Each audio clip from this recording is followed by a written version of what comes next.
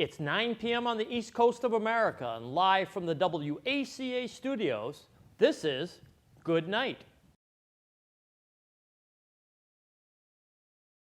We begin tonight with a story coming from Camp Flognon, a music festival in Los Angeles, organized by rapper and fashion mogul Tyler, the Creator.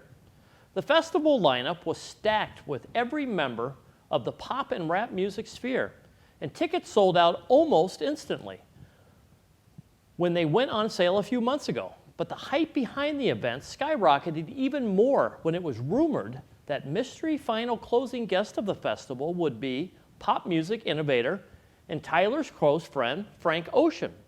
Ocean doesn't perform live very often, and only a handful of concert appearances since his seminal pop album Blonde back in 2016. So as many fans were excited at the prospect of seeing the elusive musician. But when the time came, it was not Frank Ocean that stepped on stage, but pop and rap phenomenon and the biggest artist in the world right now, Drake. Turns out the rumors were just that, rumors. But that didn't help the fans who were under the impression that they were getting something different. So they did what any unreasonable crowd would do and booed Drake during his set. Reports from the festival do say that there was a lot of uncertainty in how many songs Drake was allowed to play and if he was the final guest for the night. But the final moments of the set, when Drake asks if the crowd wants him to play more and is met with a resounding no, it's pretty painful to watch. It's a strange situation to be sure, but with all the advancements in hologram technology, they could have just brought a hologram of Frank Ocean on stage and kept the crowd at bay. If they can do it with Tupac, they can do it with Frank, I assume. Drake called it a humbling experience, which is certainly a generous way of saying you get what you get and you don't get upset.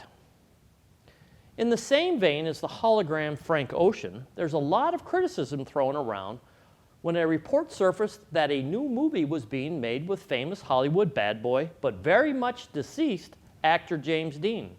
The film, a Vietnam movie based on the book titled Finding Jack, will feature Dean as a character named Rogan, and will be a full-body CGI character playing a secondary lead role. The visual effects studio responsible for putting James Dean in the movie is the same group responsible for the Spider-Man Far From Home, Jurassic World, and Game of Thrones visual effects. So they're pretty good. But the criticism of recent depictions of CG actors is that something isn't quite right. Whether it's the lips, the way the face moves, we can tell that that person isn't real. Because of this, most movies featuring this kind of technology have put a CG actor front and center. But this is all about to change, for better or worse.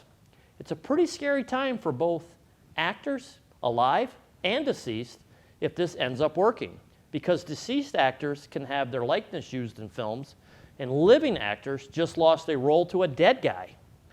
Could you imagine getting an email from a casting director saying, "We've searched high and low for the perfect character to portray the role of Rogan, and after months of research, we decided on James Dean"? It would be crazy, right? Almost as crazy as the quote being an actual part of the press release of the film. It's certainly a strange day for the film industry.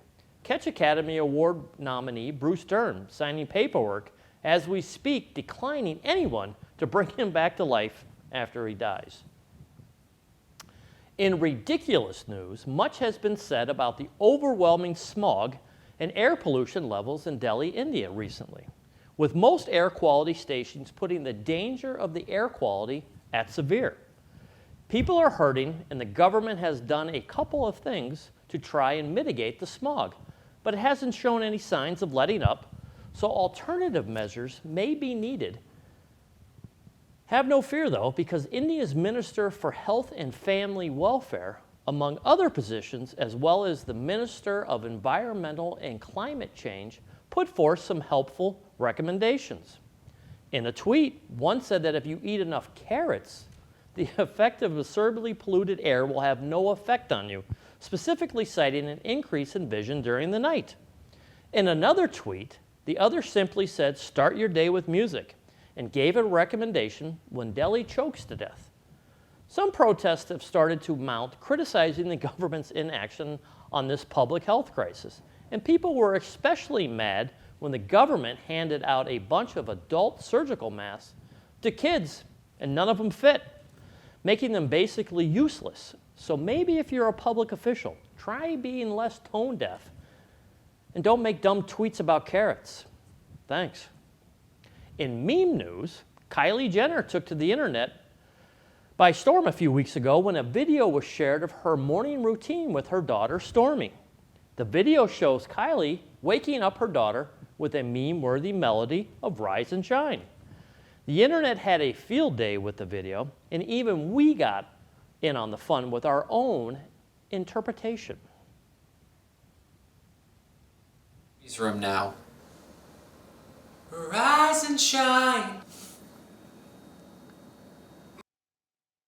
As with anything that family touches, many assume that the phrase would be instantly copyrighted the second it went viral. They were right. By Kylie trademarking it and telling everyone there's going to be merch with the phrase on it, this resulted in a couple of instances of cease and desist letters that were reportedly sent to companies making similar shirts and sweaters. But Jenner denies that this ever happened. She tweeted that there are no lawsuits or C&D letters out. That's for now. That's going to do it for the news this week. Stay tuned for Tom Hamilton's In Case You Missed It segment, and don't go anywhere because we have what's trending on Twitter to discuss, in addition to an interview with A.J. Nichols. So keep it locked right here to Good Night.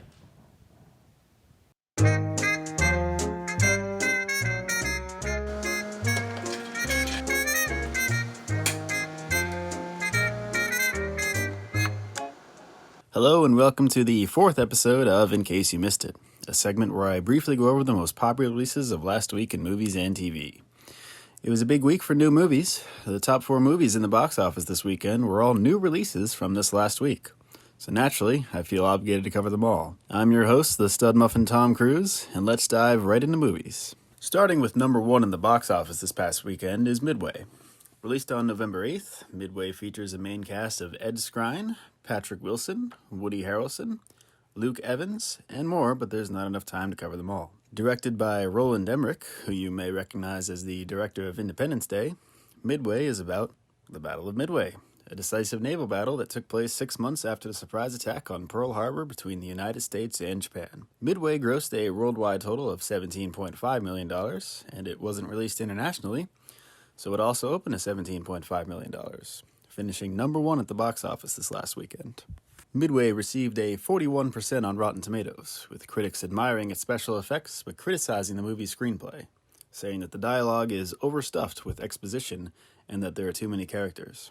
Despite this, I don't think people see this movie for its dialogue. They go to see awesome action sequences and big explosions. There are some movies that rely heavily on plot and others on spectacle, and this is something that I think critics don't get. The special effects and action sequences of Midway are more than enough to make the movie worth watching, despite the plot. Moving on to number 2 in the box office this last weekend, we have Dr. Sleep. Released on November 8th, Dr. Sleep is based off the novel of the same name by Stephen King.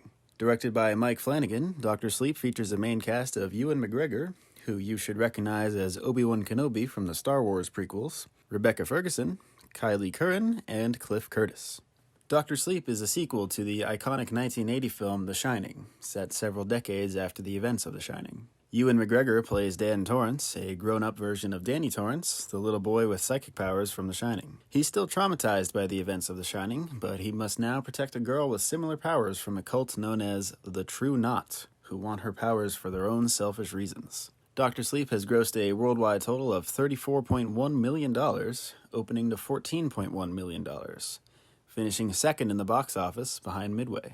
Dr. Sleep received a 75% on Rotten Tomatoes, with critics saying that it forsakes the elemental terror of its predecessor for a more contemplative sequel. Mike Flanagan does an excellent job blending Stephen King and Stanley Kubrick's work, since the Shining movie and book had several differences between them. Flanagan was challenged with adapting Dr. Sleep while also staying consistent with the alterations in The Shining. If you're a fan of The Shining, you should absolutely watch Dr. Sleep.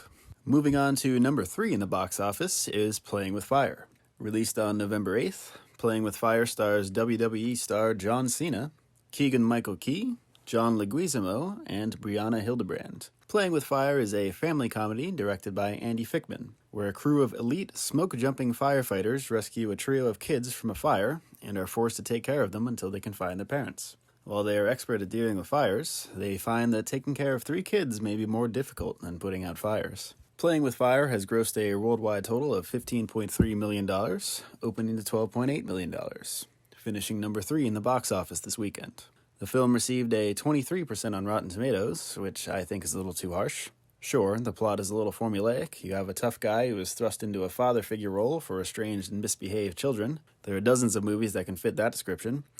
But those movies keep getting made because people who like those stories enjoy them. So forget the critics. Fans of family-friendly comedies such as this, and parents especially, will love this movie. Moving on to TV shows, on November 3rd, HBO premiered its new fantasy series, His Dark Materials. The show features a main cast of Daphne Keane, who you may recognize as Laura from the movie Logan, Archie Barnes, Kit Connor, and Tyler Howitt.